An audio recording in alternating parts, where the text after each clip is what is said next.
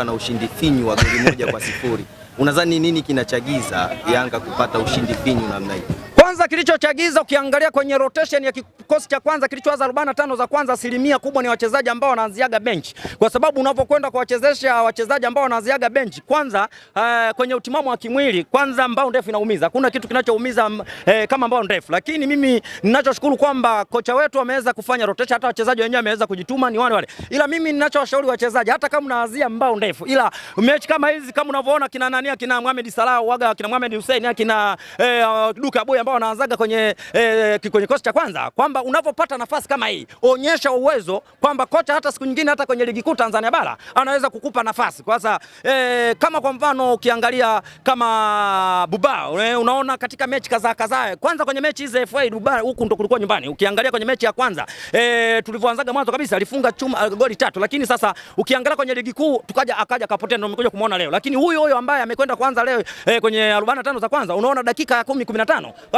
amepata majeraha. Kwa hiyo imekwenda kufanyika sabu ya kilazima ambao alivyotolewa Buba akaenda kuingia Edmond John. Ni sabu ambayo ni la kilazima, lakini kocha akaamua kuwasoma vizuri hawa TMA, akaona hawa wachezaji wa TMA wanakuja wanatumia energy kubwa. Sasa unapokwenda kukutana na timu hizi za jeshi ambazo zinakuwa zinatumia energy kubwa, kwa hiyo unawashauri kwanza wachezaji wapunguze mkali, msiruke nao. Ukienda kuruka nao tu mwisho wa siku atakwenda kuumia mchezaji wa pili, wa tatu, wa nne, mwisho wa siku unakwenda kuwakosa ligi kwenye mchezo wa siku ya Alhamisi dhidi ya Mbeya City kwenye ligi kuu Tanzania bara. Kwa hiyo ufinyu huu wa goli moja, lakini elewa michuano hii kwamba hainaga sare. Michuano hii inahitaji mtu mpaka atoke. Mkitoka sare hapa inapigwa miguu ya mtu mzima. Mimi ninachoshukuru kwamba mpaka sasa hivi tumepambana na tunaendelea kupambana, kwamba tumemtoa TMA ambaye alikuwa ni kigongo. Ninavyosema ni kigongo, kuna watu wametolewa ambao wapo kwenye ligi kuu Tanzania bara. Kwa mfano kama KMC yupo kwenye ligi kuu katolewa na TMA, anakuja nani huyu Tanzania Prisons katolewa na TMA. Kwa unaona jinsi gani ni timu ambayo imewatoa vigogo wa ligi kuu Tanzania bara, lakini wanakuambia wakati ni ukuta, na kweli ukuta wake umefika siku ya leo.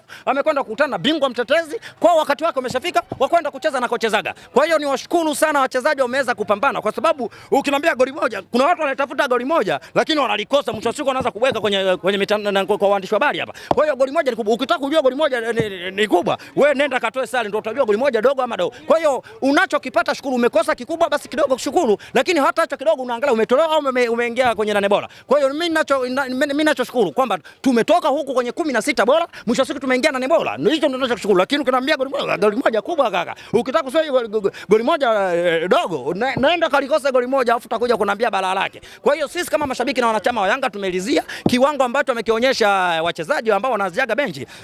Ingawa performance yao ilikuwa kwa sometimes inakuja kwa sababu timu yenyewe TMA si timu ndogo eti. Angalia mpira walikuwa wanaopiga. Kwanza angalia golikipa, wana bonge la kipa. Sijajua golikipa huyu kwamba ni uwezo aliokuwa nao ama leo kanyota kameng'aa. Ila mimi nawashauri hata upande wa pili, sisi tusajiligi wachezaji kwa mihemko, kwa sababu wachezaji hawa unaweza kukuta na kukamia leo. Maana leo unajua alikuja kwa kukamia ili aweze kunitoa mimi bingwa wa nchi, kwa sababu unapokwenda kutoa bingwa wa nchi kwanza ni aibu. Sasa sijajua energy alioitumia au uwezo aliokuwa nao, sijui uwezo wao au kanani kanyota leo kameng'aa, kwa sababu unaweza kumsajili mchezaji kama huyu, unaona leo kanyota kamemng'ang'aa pale, ukasema bonge la kipa, mwisho wa siku unakuja kumsajili anacheza mechi ya kwanza bila tatu mnamkataa. Kwa hiyo sisi waga tusajili kwa mihemko. Labda nawashauri upande wa pili watoto muri, kama anahitaji coach kipa waje kwa TMA, wanaweza wakabahatika hata msimu ujao wakawa naye, lakini sisi kama mashabiki na wanachama wa Yanga hawawezi kutudanganya kwa leo kwa mchezo mmoja tu wa FA tuseme ni golikipa bora, ila wao TMA inatakiwa wajipongeze, wagonge vifua kwamba tuna golikipa bora, kazuia michomo mingi kweli kweli, na ukiangalia ni kweli ni kipa ambaye ni unprofessional.